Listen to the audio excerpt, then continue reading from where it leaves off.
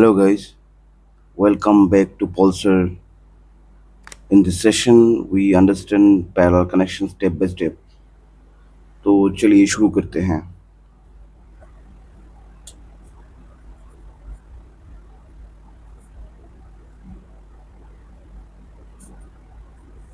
जैसे एक बैटरी देख के मैंने सीरीज कनेक्शन समझाया था, वैसे ही बैटरी देख के मैं पैरेलल कनेक्शन समझा रहा हूँ। आप लोग देख लीजिए, आपको बहुत ही अच्छे से समझ में आएगा। दो बैटरी को अगर पैरेलल कनेक्शन करना है, इस बैटरी का ये पॉजिटिव साइड है और इसका नेगेटिव साइड ये है। सेम टू सेम इस बैटरी का भी ये पॉजिटिव साइड, ये नेगेटिव साइड है। इन दोनों बैटरी को अगर पैरेलल कनेक्शन करना है तो क्या होता है, पॉजिटिव जो दोनों का साइड है, पॉजिटिव साइड को पॉजिटिव में लगाना है और दोनों बैटरी का नेगेटिव को एक साथ नेगेटिव में लगा देना है। ये होता है पैरेलल कनेक्शन। सीरीज कनेक्शन में क्या था, पॉजिटिव के साथ नेगेटिव या नेगेटिव के साथ पॉजिटिव, बट पैरेलल में क्या होता है, पॉजिटिव के साथ पॉजिटिव, नेगेटिव के साथ नेगेटिव। ऐसे होता है पैरेलल कनेक्शन। अगर हम लोग बल्ब में करेंगे, जैसे कि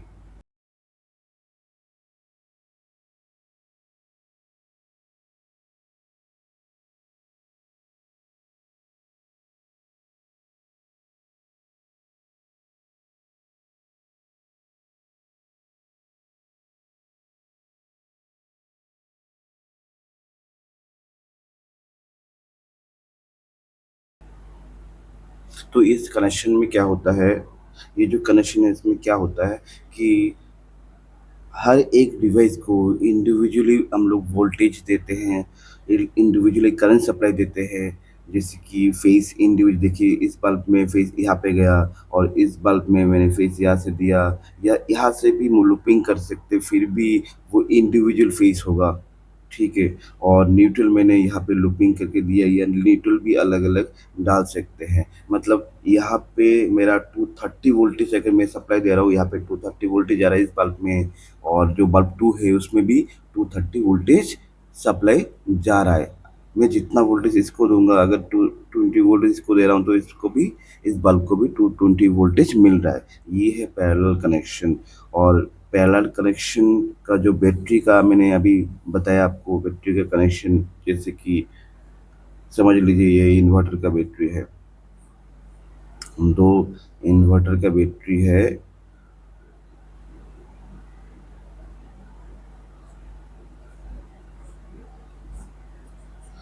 तो इनको पैरेलल में कैसे करना है, पैरेलल में हमेशा पॉजिटिव के साथ दूसरा बैटरी का पॉजिटिव और नेगेटिव के साथ दूसरा बैटरी का नेगेटिव, ऐसे कनेक्शन होगा बैटरी का पैरेलल में। ठीक है। और पैरेलल कनेक्शन में अगर हम लोग पैरेलल कनेक्शन करते हैं किसी बैटरी को, और किसी कोई रेजिस्टर है उसको पैरेलल कनेक्शन करते हैं, तो टोटल रेजिस्टेंस क्या होगा, टोटल वोल्टेज क्या होगा और टोटल करंट क्या होगा। चलिए देख लेते फॉर्मूला। ये मेरा वी टी मतलब टोटल वोल्टेज, ये आई T total current.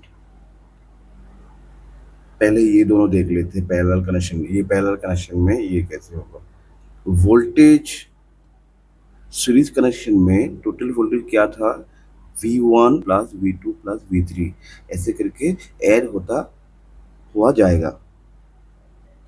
Series connection में टोटल वोल्टेज का फॉर्मूला क्या था, V1 plus V2 plus V3, ऐसे करते हुए जितना बैटरी हम लोग सीरीज में लगाएंगे वो प्लस होता हुआ जाएगा या ऐड होता हुआ जाएगा। मतलब वोल्टेज, टोटल वोल्टेज जो है वो इंक्रीज होगा। बट पैरेलल में उल्टा है। पैरेलल में टोटल वोल्टेज अगर किसी सर्किट को पैरेलल में करते हैं, या जैसे कि बैटरी है उसको पैरेलल में करते हैं, तो टोटल वोल्टेज क्या होगा, जितना बैटरी, मेरा 3 बैटरी है तो V1 equal V2 equal V3।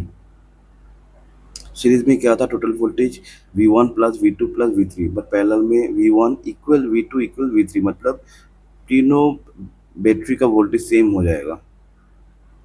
Suppose मैंने अभी दो बल्ब देके आपको समझाया था, दोनों बल्ब में मैं सेम सेम वोल्टेज दे रहा हूँ इंडिविजुअल, मतलब अगर इसमें 230 है तो उसमें भी 230 है, वो इक्वल है। आप यहाँ पे वोल्टेज मेजर करेंगे या वो इस बल्ब में वोल्टेज मेजर कीजिए, तो दोनों में आपको सेम वोल्टेज मिलेगा। ये फॉर्मूला काम करता है उस पहला सर्किट में। अभी करंट का क्या है देखिए, अभी पहले एक बार रिमेम्बर करते हैं कि सीरीज में टोटल करंट का फॉर्मूला क्या था, I1 equal to I2 equal to I3।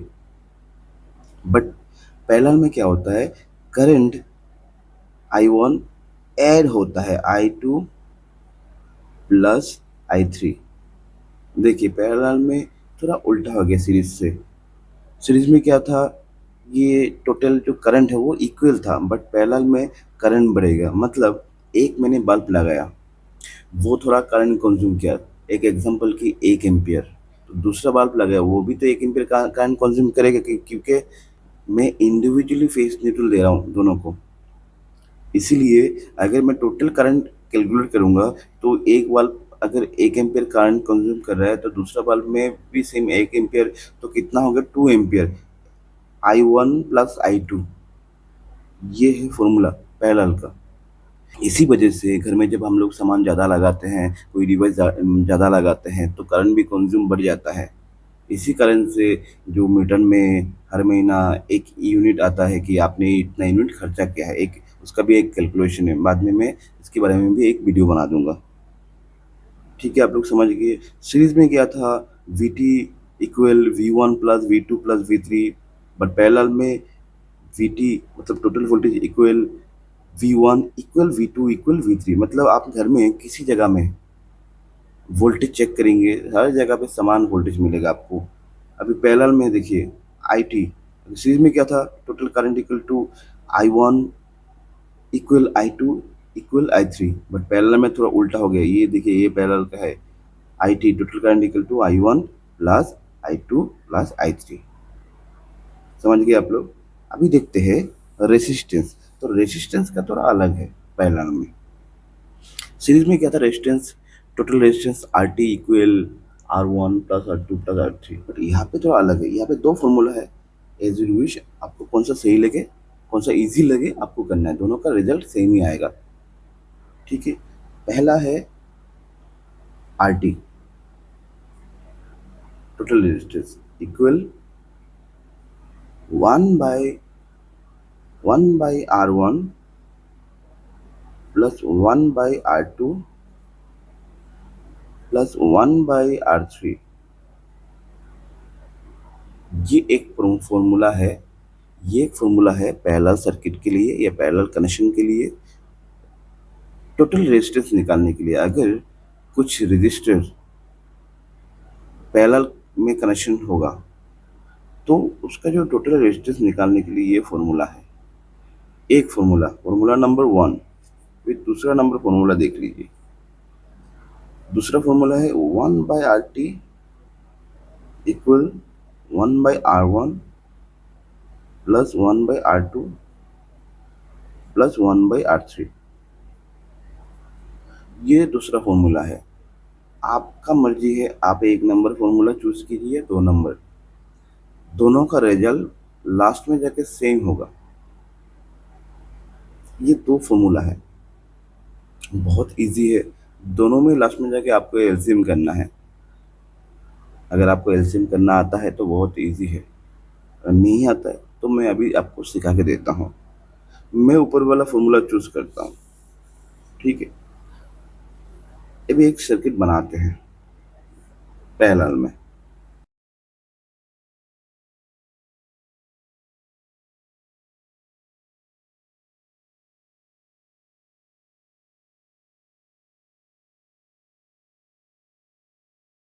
ये सर्किट जो है ना, सर्किट को पहचानना पड़ेगा। ये सर्किट पैरेलल में है और 3 रजिस्टर को मैंने पैरेलल में कनेक्शन किया है।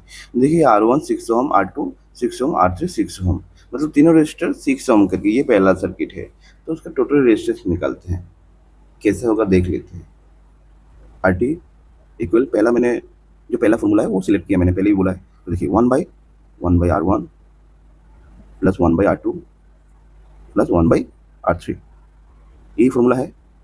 देयरफॉर आर टी इक्वल, ये लिखना पड़ेगा 1 बाई, अभी 1 by R1, 1 by R1, 1 by दिया मैंने, अभी R1, R1 ना लिख के R1 के जगह पे R1 का मान लिखेंगे। कितना था R1 का मान, 6 ओम, सबका 6 ओम था। उसके बाद प्लस, फिर से 1 बाई R2 का मान कितना था, R2 की जगह पे R2 का मान लिखेंगे 6 ओम, प्लस ये प्लस बिठा दिया। अभी फिर से 1 बाई R3 का मान कितना था, यहाँ पे R3 लिखना है, R3 की जगह पे मैं R3 का मान वैल्यू जो है वो बिठा दूंगा।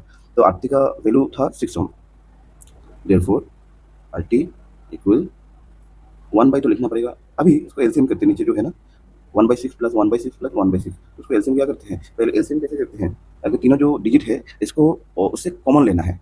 कैसे कॉमन लेना है, ऐसे करके ऐसे करके ऐसे करके भी ले सकते हैं, जैसे करते हैं एलसीएम, ठीक है। बहुत तरीका है। जैसे ये तीनों 6 है, मतलब कोई दिक्कत ही नहीं है, आप 6 कॉमन ले सकते हैं। मतलब ऐसा डिवाइस, तीनों में से ऐसा डिवाइस लेना है जिसको तीनों से भाग जा पाए, डिवीजन हो पाए, ठीक है।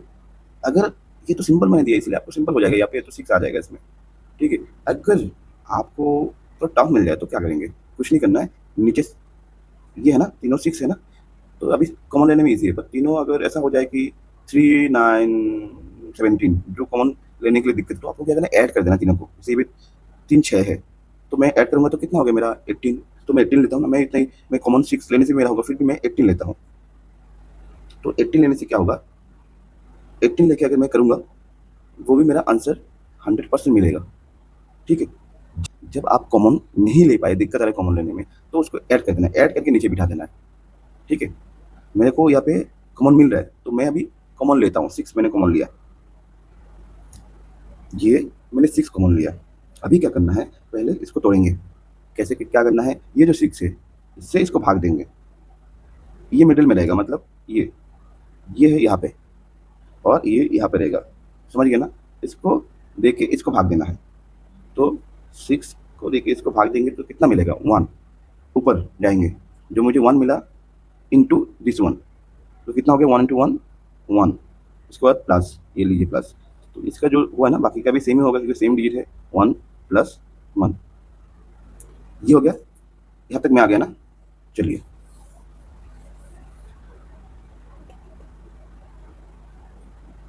पहले ऊपर का 1 दे देता हूँ, उसके बाद नीचे 6 था, 1 प्लस 1 प्लस 1, ठीक है।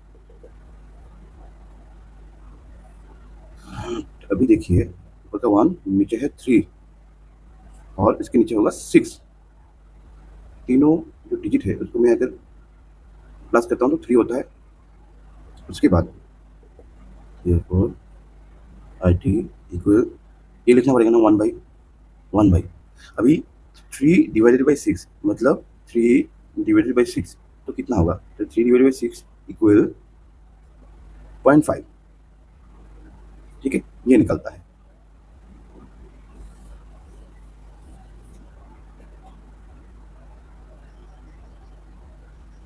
ये था, यहाँ पे थे हम लोग, therefore IT इक्वल, अभी 1 डिवाइडेड बाई 0.5, एक को अगर भाग देते हैं 0.5 सेकेंड तो कितना होता है, तो होता है 2। तो टोटल रेजिस्टेंस लास्ट में मेरा क्या निकला, 2 ओहम। तो आप लोग समझ गए होंगे कैसे पैरेलल सर्किट में टोटल रेजिस्टेंस निकालते हैं।